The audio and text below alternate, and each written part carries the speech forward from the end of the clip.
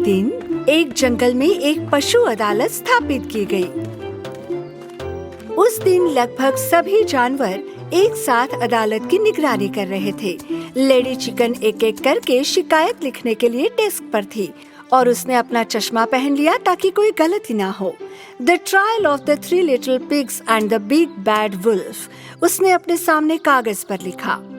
उस समय सभी जज तोते का बेसब्री से इंतजार कर रहे थे, क्योंकि जब वन न्यायालय की स्थापना हुई थी तो वही निर्धारित करता था कि कौन गलत है और कौन सही। थोड़ी देर बाद वन परिवार का सबसे बड़ा जानवर हाथी 3 छोटे सुअर ले आया। फोर्की, थोरकी और गुरकी। इन्होंने हाथी की पीठ से छलांग लगा दी और अपना स्थान ले लिया। एक और हाथी ने बड़े बुरे भेड़िए को अपनी पीठ पर लाद लिया। भेड़िए को देखकर बेशक जानवर पहले तो डर गए और आखिर में जज तोता जो कोर्ट पर राज करने वाला था वो भी आ गया। वो एक ऐसे लट्ठे पर बैठा जो अन्य सभी से ऊंचा था। उनके प्रति उनके असीम सम्मान के कारण जानवर खड़े हो गए। मेरे सभी वन मित्रों को नमस्कार, आप अपनी सीटों पर बैठ सकते हैं। जबकि तोता उनके सामने कागजों से नोट पढ़ रहा था, 3 छोटे सुअरों की माँ तुरंत बोली, प्रिय तोता, इस भेड़िए ने बच्चों को खाने की कोशिश की। कृपया तोते के सामने मत बोलो। यदि कोई तोते के पहले बोलता, तोता उसके बाद दोहरा देता। खुद को रोकने के लिए उन्हें पानी पीना पड़ा। कृपया चुप रहो। हाँ, पहले मैं 3 छोटे पिगियों की शिकायत सुनूंगा। हेलो प्यारे तोते, मेरा नाम गुरकी है, हमारे परिवार का सबसे छोटा सदस्य। मैं एक स्ट्रॉ के घर में रहता था जिसे मैंने खुद बनाया था। मैं इसमें बहुत खुश था, लेकिन एक दिन बड़ा बुरा भेड़िया मेरे घर के सामने घुस आया और मुझे खाने की कोशिश की। नहीं, मुझे आपत्ति है।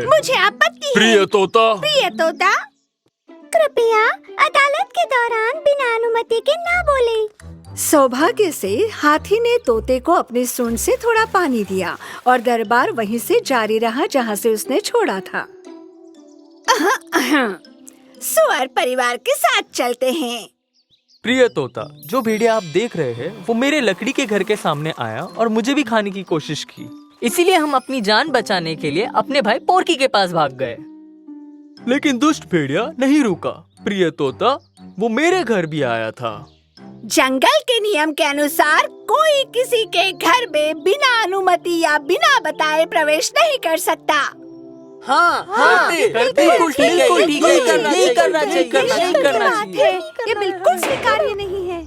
तोते ने शोर मचा रहे लोगों को चुप कराने के लिए अपनी हथौड़ी मेज पर पटक दी। चुप रहो, सभी को सुनने की जरूरत है। जंगल के जानवरों, आइए सुनते हैं भेड़िया क्या कहना चाहता है।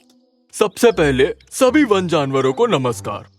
आप सभी मुझे बड़े बुरे भेड़िए के रूप में जानते हैं, लेकिन मैं वास्तव में एक बहुत अच्छा भेड़िया हूँ। भेड़िए जो छोटों को खा जाते हैं वो अच्छे नहीं होते। भेड़िए जो छोटे को खा जाते हैं अच्छे नहीं होते।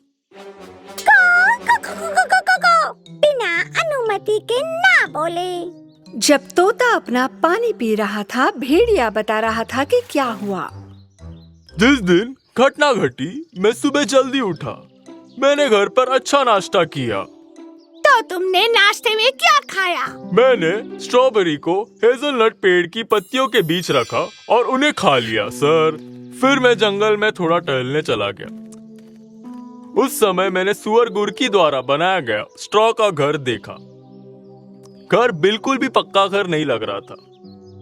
मुझे डर था कि ये एक पल में गिर जाएगा और छोटा गुरकी स्ट्रॉ के नीचे गिर जाएगा। तो मैंने अंदर देखा और सुअर से कहा कि ये घर पक्का नहीं है। जब उसने मुझ पर विश्वास नहीं किया तो मैंने कहा, मैं फूंक मार दूंगा और तुम्हारे घर को नष्ट कर दूंगा, तब तुम मुझे समझोगे। फिर तुमने फूंक मारी और उसका घर बर्बाद कर दिया क्या? हाँ सर, तो मैंने उस सुअर को दिखा दिया, जो मुझ पर विश्वास नहीं कर रहा था कि उसका घर सुरक्षित नहीं है। फिर मैंने थोड़ी दूर पर एक लकड़ी की छोटी सी झोपड़ी देखी। पास गया तो पता चला कि यह जगह भी पक्की नहीं थी। इसके अलावा इस बार इसमें 2 सुअर थे। हाँ, वो मेरा घर था और मेरा भाई तुमसे डरता मेरा भाई तुमसे डरता था और मेरे पास आया था। और डर के मेरे पास आ गया। मैं आपसे विनती करती हूँ, कोई बीच में ना बोले। क्षमा करे लेडी चिकन। तुम बताना जारी रख सकते हो भेड़िया। देखो, ये झोपड़ी भी ठोस नहीं है। मैं तुम्हारे घर को उड़ा दूंगा और नष्ट कर दूंगा। मैंने खिड़की से कहा और मैंने उड़ा दिया। लकड़ी का झोपड़ी भी उजड़ गया। तो तुमने ये दिखाने के लिए फूंक मारी कि ये 2 छोटे पिग्गियों का घर नुकसान दे सकता है। हाँ प्रिय तोता। और सुअरों ने सोचा कि तुम उन्हें खाने के लिए उनके घर को नष्ट कर रहे हो। हाँ प्रिय तोता, वो हमें खाने वाला था। तोता ध्यान से सोचना चाहता था कि सुअर ने क्या कहा और भेड़िए ने क्या कहा। इसके लिए उन्होंने आसमान की ओर उड़ान भरी और एक बादल पर उतरे। ये उनका प्रतिबिंब का स्थान था। इस बीच जंगल में इंतजार कर रहे जानवर आपस में बात कर रहे थे कि कौन सही है। मुझे लगता है कि सुअर सच कह रहे हैं। मैंने पहले कभी अच्छा भेड़िया नहीं देखा। मुझे लगता है कि भेड़िया सच बोल रहा है। जब उसका पेट भर जाएगा तो वो सुअरों को क्यों खाना चाहेगा? हाँ ठीक है, निश्चित रूप से। अंत में तोते ने एक निर्णय लिया और प्रतिबिंब के बादल के नीचे तैरने लगा। वो फिर से लट्ठे के ऊपर जा गिरा। तोते का फैसला सुनकर सभी उत्साहित हुए। मैं जंगल के नियमों के अनुसार सोचकर एक निर्णय पर पहुंचा हूँ। लिखो लेडी चिकन, हमारे वन जीवन में हमने कभी किसी भेड़िए को अच्छा करते नहीं देखा। कभी नहीं। लेकिन इसका मतलब ये नहीं है कि भेड़िए अच्छा नहीं कर सकते। कर सकते हैं बेशक। और मैंने सोचा, वास्तव में हेज़लनट के पेड़ और स्ट्रॉबेरी हमारे जंगल में नहीं उगते। हाँ, ये सही बात है। हमारे जंगल में हेज़लनट के पेड़ या स्ट्रॉबेरीज नहीं है। जिस भेड़िए ने खुद को जो खिलाया उसके बारे में झूठ बोला, उसने निश्चित रूप से इस घटना में गलत काम किया। मेरा फैसला भेड़िए के लिए 2 छोटे सुअरों के लिए एक नया और अच्छा घर बनाने का है। इस तरह जंगल में अच्छा काम करने वाले भेड़िए के रूप में वह अन्य भेड़ियों के लिए मिसाल बनेंगे। धन्यवाद प्रिय तोते। 3 छोटे सुअर और बिग बैड वुल्फ का परीक्षण खत्म हो गया।